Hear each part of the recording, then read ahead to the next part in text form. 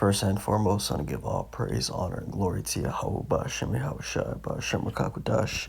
Yahweh is to this world the ignorant calls God. Yahweh Shai is to this world the ignorantly calls Jesus. Bahashim means in the name, Wakah means spirit, and Kodash means holy. And that's all in the Paleo Hebrew. Also need to give double honors to the elder bishops and apostles of Great Millstone that taught me his truth. In today's video, I wanted to go into avoid the gluttonous spirit of this world, specifically America. And if you don't know what gluttony is, let's actually go into the Google definition just to get it straight. So gluttony means eating or drinking too much. It is an overindulgence in food or drink. In Christian teaching, it is one of the seven deadly sins when it shows a lack of self-control or harms the body, right? So eating too much or drinking too much. And the reason why this is off is because it is a false balance. And the scriptures say that a false balance, let's read it.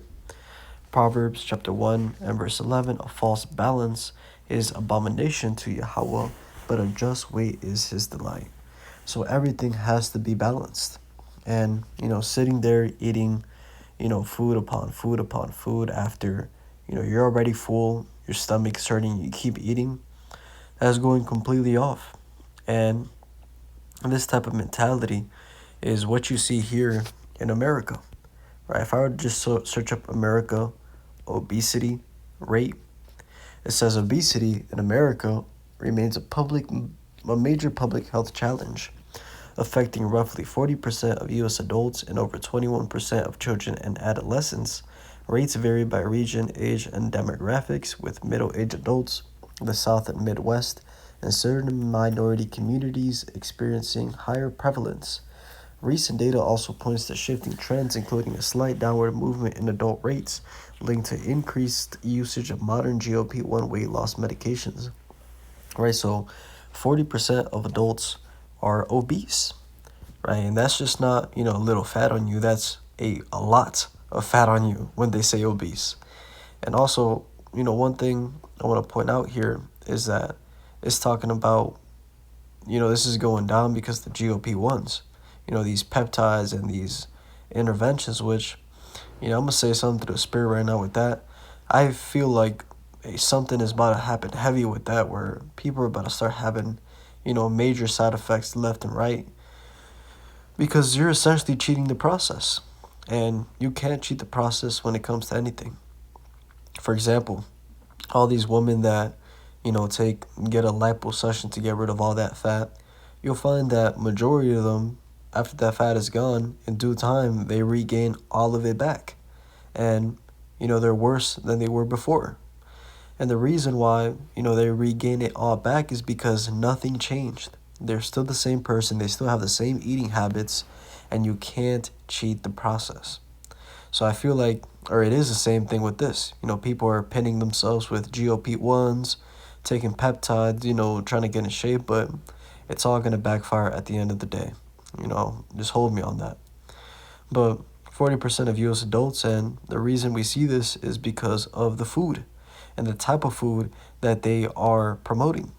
For example, it says root causes driven by a mix of ultra-processed food availability, genetics, socioeconomic status, sleep habits, and environmental barriers to physical activity, right? So first is that crack food, which, the scriptures tell us how we're going to eat our bread defiled amongst the nations. Let's start that. Ezekiel chapter 4 and verse 13, it says, and Yahweh said, even thus shall the children of Israel eat their defiled bread amongst the Gentiles, whither I will drive them. Right? We're seeing, can't even call it food, right? It's straight witchcraft. Okay, it's Franken food, made up shit in a lab. And the way they make these foods is that they combine, high fats with high carbs to make high palatable, options or foods. Things that taste really, really sweet. Because, when you mix that high fat, high carb, everything tastes way better. And the thing about that is high fat, high carb are two, carbs and fats are both forms of energy. And when you mix them on a real, high basis, you start getting all types of problems, right? Because your body is essentially going to try to prioritize one for energy use and the other one is just going to store for fat. And this is what's called the Randle cycle.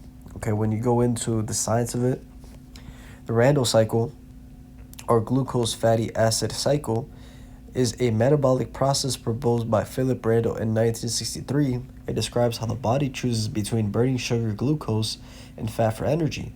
The two fuels compete with each other. Using more fat stops the cell from using sugar, and using more sugar stops the cell from using fat. Right? So essentially, what happens when eating high fat, high sugar? Insulin resistance. Eating high amounts of fat and sugar at the same time keeps the competitive cycle turned on constantly. Over time, this gridlock can lead to cells blocking insulin, right? So that's what you see is people develop insulin resistance from eating that high fat, high carb, McDonald's, Burger King, sweets, and next thing you know, they're diabetic, right? Which that is what diabetes is. What is diabetes? Diabetes is a long-lasting health condition where your blood sugar levels are too high. This happens because your body either does not make enough insulin or cannot use insulin the right way to turn food into energy.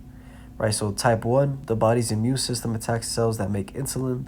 The body makes no insulin. Type 2, the body does not make enough insulin or cannot use it well. This is the common type, right? And that's, the main one, the type 2 is because after you get that insulin resistance, you're resistant to using insulin, and that's diabetes. So, these are the things that they're not going to teach you in school. They're just going to teach you, oh, sugar is bad, when, that's not the case.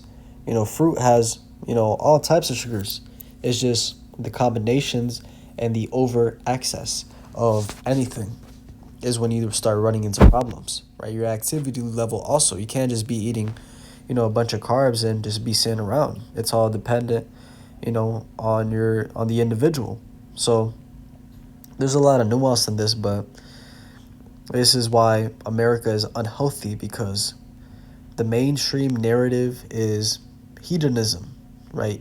Eat for your own pleasure, eat whenever you want to eat, fast food, get it now, cheap, right? That's one thing that also came up is, said that the target demographic was essentially, it says right here, socioeconomic status, right?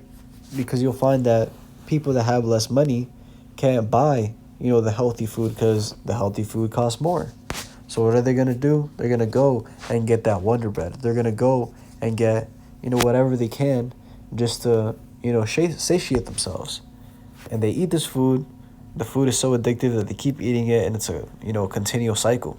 You get those parasites that start begging you to eat more of the food, and so on and so forth. So let's get a couple scriptures now. Been going long enough there. Search up the word gluttony. Or glutton.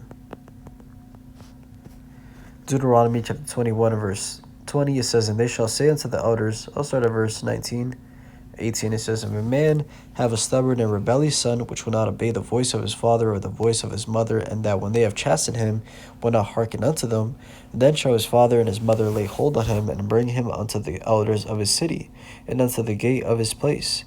And they shall say unto the elders of his city, this our son is stubborn and rebellious, he will not obey our voice, he is a glutton and a drunkard.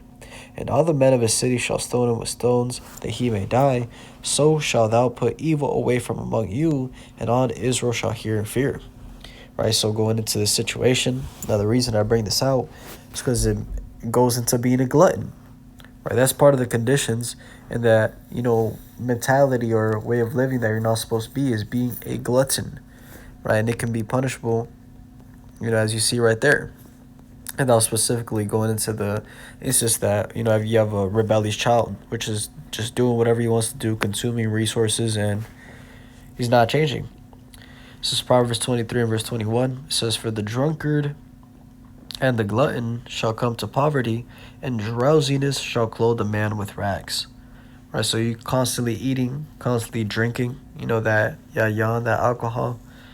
You don't have a control, you don't have any control. So all your money is gonna go towards that, and that deals with any type of vice really. If you don't have control over it and it deals with money, guess what? You're gonna lose all the money you have. So this is why fasting is important, because fasting teaches that principle. Fasting is you telling yourself, you telling your flesh, your spirit telling your flesh, I'm not going to eat, I'm not going to drink because I said so. And that skill or that strength ultimately translates into everything else. It's just that self-control. It's that doing what you say you're going to do. So I just want to make a quick video over that. Keep the balance, don't overeat, and there's no excuse for being obese. There's you could have a disease or, like, for example, where your thyroid doesn't work, or you just have some, there's some nuance to it. You might have some problem where you can't lose the weight easily, but that's still not an excuse. You can find a solution for your problem and try to get better, because the scriptures tell us that a good estate.